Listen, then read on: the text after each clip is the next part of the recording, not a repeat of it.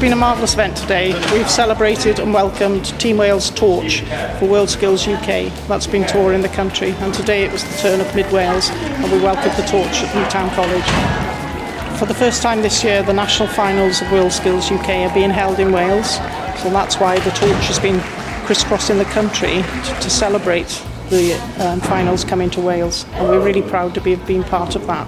WorldSkills is a great opportunity for all our students to practice and demonstrate excellence in their vocational areas. There's such a breadth of skill opportunities, and the competitions embrace so many curriculum areas. There's opportunities for many students to get involved. It's a way of showcasing their excellence and true competence in the things that they're studying, and inspire them really to continue their passion and follow through to their careers. So we've got some students doing some demonstrations. Thomas is in doing his demonstration that he did for his UK Skills final. So we're doing a little steak dish. Larry's doing some practice ready for her competition in the end of November.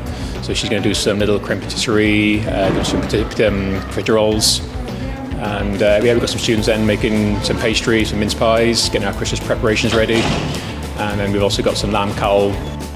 So we've got some students in from Newtown High School, so they've come in and we've invited them in to obviously watch the procession and then to have a go at decorating some biscuits. I'm representing Team Wales in Culinary Arts, which is held in Cardiff at the end of this month.